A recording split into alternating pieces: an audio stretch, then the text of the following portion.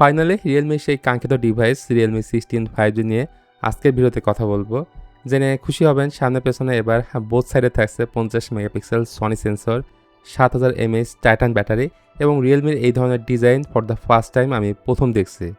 রিয়ার প্যানেলে একটা ফিউচারিস্টিক একটা ভাইব দেওয়ার ট্রাই করেছে, যেটা দেখতে অনেকটা পাখির পশমের মতো।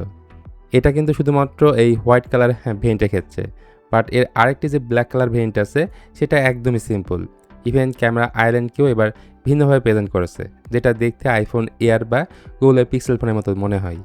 সাথে নতুন একটা ফিচার তারা এখানে যুক্ত করছে, সেলফি মিরর, যেটার ব্যাপারে একটু পরে বলছে। বাই দ্য ওয়ে এই ফোনটা কিন্তু প্লাস্টিকের, মানে সুন্দর এই ব্যাকপার্টটা প্লাস্টিকের, সাথে ফ্রেমটাও প্লাস্টিকের। এই ফোনে IP68, IP69 প্রোর best waterproof protection দিয়েছে। উপরে secondary noise cancellation mic, dual stereo speaker আছে। নিচের দিকে আছে SIM card tray, USB Type-C port and main microphone. এছাড়া এখানে হাইব্রিড সিম স্লট আছে, মানে একটা সিম একটা মাইক্রো SD কার্ডের অপশন পাবেন, অথবা দুইটা সিম আপনারা ইউজ করতে পারবেন। তাছাড়া ফোনটার ওয়েট ডিস্ট্রিবিউশনটা অনেক ভালোভাবে করছে। মাত্র 183 গ্রাম হলো এটার ওয়েট এবং 8.1 মিলিমিটার হলো এটার থিন।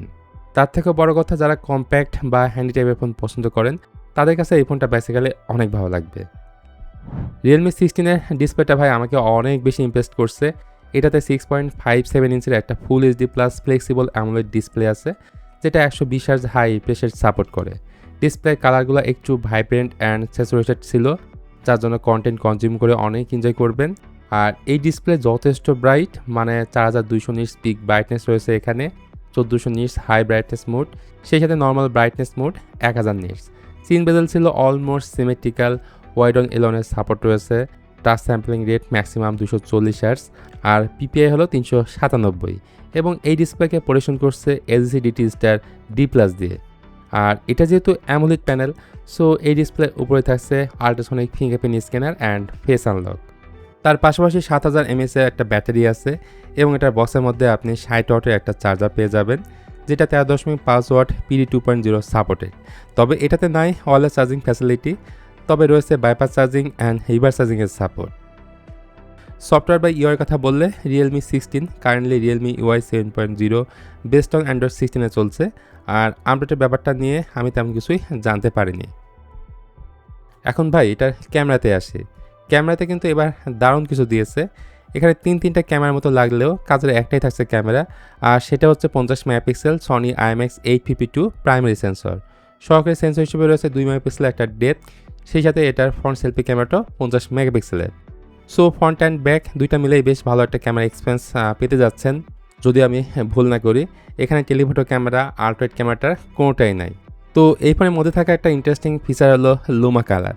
এটি একটি AI ভিত্তিক ইমেজ প্রসেসিং সিস্টেম, যা ছবি তোলার সময় আলো, রং, স্কিন টোন, ব্যাকগ্রাউন্ড ব্লার সব কিছু ব্যালেন্স করে আরও ন্যাচারাল ও রিয়েলিস্টিক করে ছবি প্রেজেন্ট করে। এমনিতে এই ফোনটার primary camera, Sony sensor plus image processing, এই দুটার সমন্বয়ে ছবির কোয়ালিটি আপনার কাছে বেশ ভালো লাগবে। ভিডিওর ক্ষেত্রে মেইন ক্যামেরা দিয়ে ভিডিও করা যাবে সর্বোচ্চ ফুল HD 30 fps-এ, যেখানে EOS এর অপশনটা পাবেন। আর ফ্রন্ট ক্যামেরাতে করা যাবে ফুল HD 60 fps-এ। এখানে একটা বিষয় যুক্ত করি, ফোনের পেছনের ক্যামেরা মডিউলের পাশে একটি ছোট মিরর বা আয়না দেওয়া আছে। এই ছোট আয়নায় নিজের মুখ দেখে আপনি রিয়ার ক্যামেরা দিয়েও সেলফি তুলতে পারবেন। এই ফোনটায় প্রসেসর হিসেবে থাকছে MediaTek Dimensity 6400 Max। এটা 8256 এবং 12256 দুইটা ভেরিয়েন্টে লঞ্চ হয়েছে। এখানে স্টোরেজ হিসেবে UFS 2.2 রয়েছে। আন্তর্জাতিক স্কোর স্ক্রিনে দেখতে পাচ্ছেন, যদিও এটা লিমিটেড একটা স্কোর, খুব বেশিও না আবার কমও না, মানে বুঝতে পাচ্ছেন এটা গেমিং ডিভাইস না।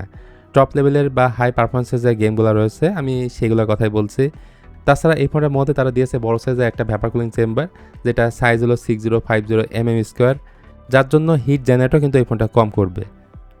আর এই ফোনটি ইন্দোনেশিয়ান মার্কেটে রিলিজ হয়েছে, বাট বাংলাদেশে আসবে বলে শোনা যাচ্ছে, তবে অফিসিয়ালি কিন্তু এখনও অ্যানাউন্স করেনি। তো আজকের ভিডিওটা তাহলে এই পর্যন্তই। ভিডিওটি ভালো লাগলে প্লিজ একটা লাইক বাটন শেয়ার করতে পারেন আপনার বন্ধুদের সাথে।